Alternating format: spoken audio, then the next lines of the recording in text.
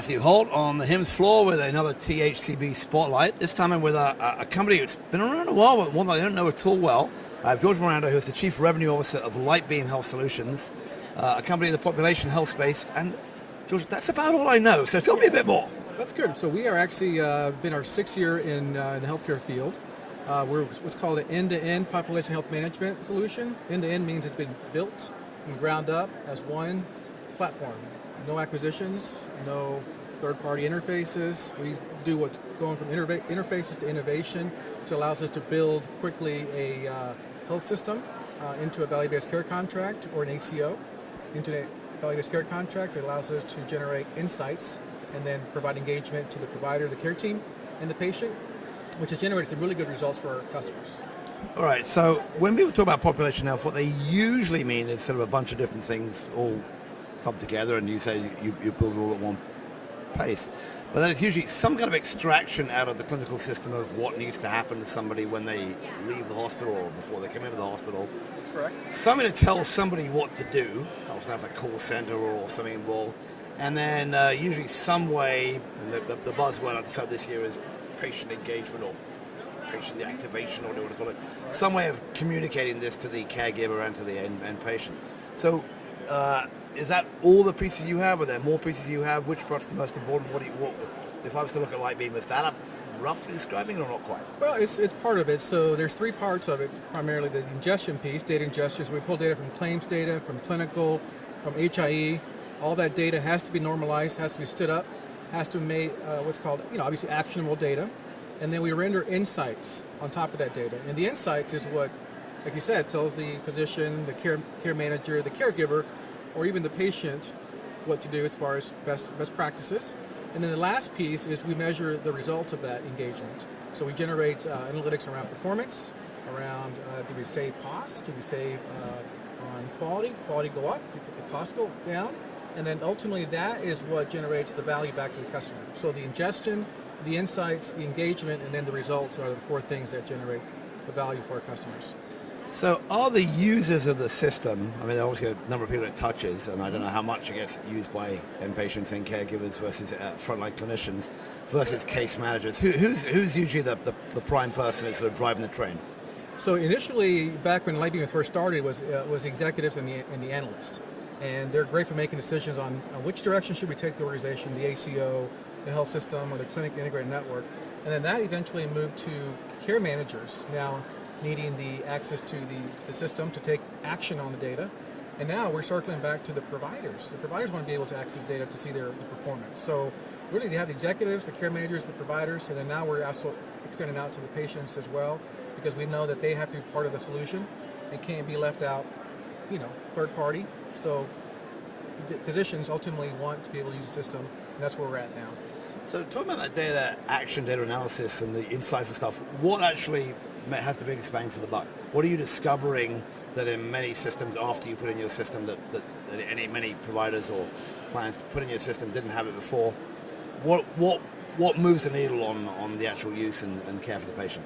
That's a great question. So typically whenever we go into a value-based care contract, we look at the overall spend of the population, we call it top 3 to 5% of the overall population. Those are the patients that spend about 45 to 50% of the healthcare dollars. So we apply a lot of resources, both analytical resources and also care management resources, to get those patients to reduce the spend. So usually the top 4 to 5% drives 50% of the spend. So once that takes place and the spending is back in control, then we look at the other 95%. Okay, well, let's go to the top, those expensive patients. What were the health systems? I mean, to some extent there's no incentives for them to do much about it, but what were the health systems who became ACOs not doing that they could do once they saw your data?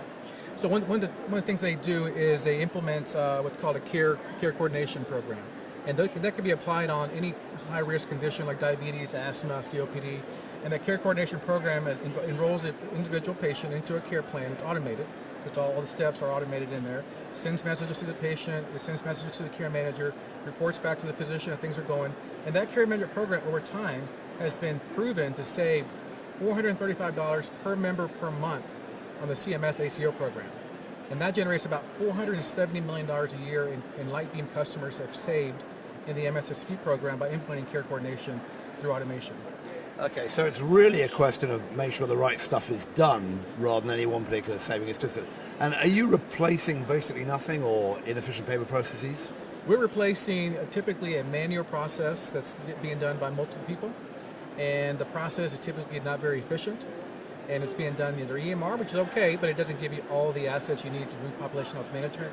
Therefore, this process ends up being pretty much a new workflow in the organization, and then when the workflow kicks in, that's whenever the results start to come out. So I'll ask you two questions about this. So the first one is is a mini micro question, which is accessing data in the EMR. Been a lot of discussion about that in recent years. I wrote a survey about that. Can you get the data out that you need in order to do what you do?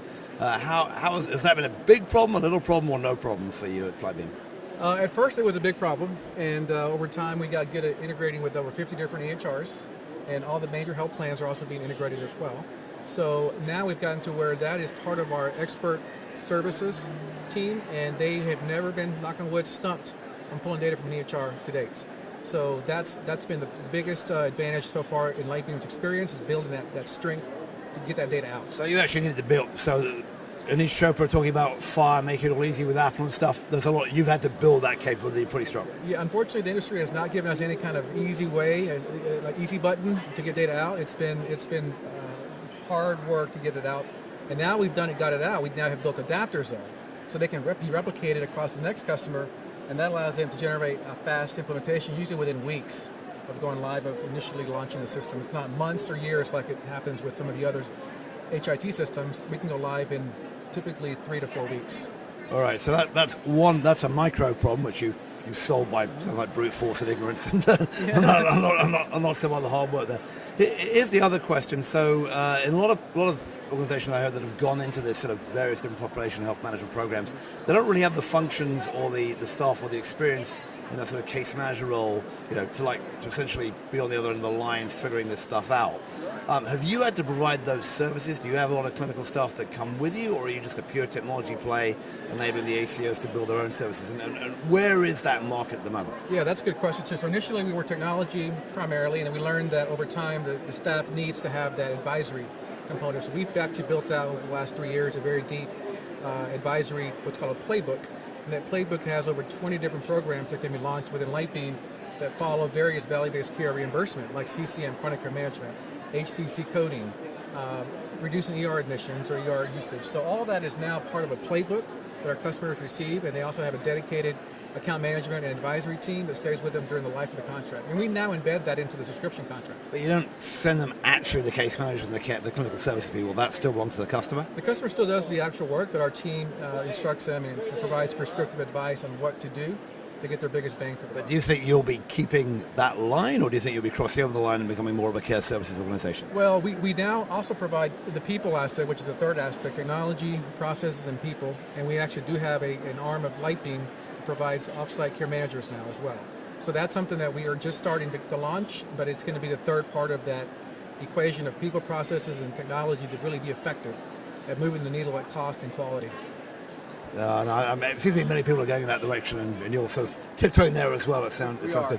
So tell me a bit about, back up a bit, talk about the company itself. You've been in healthcare for 6 years. Give me a bit of details about the funding, about number of customers you have, number of people you have. Give me some sense about, if I ran into Lightbeam, what would it be like? Sure, yeah, absolutely. So we were just awarded recently in Inc. 5000, one of the fastest growing companies.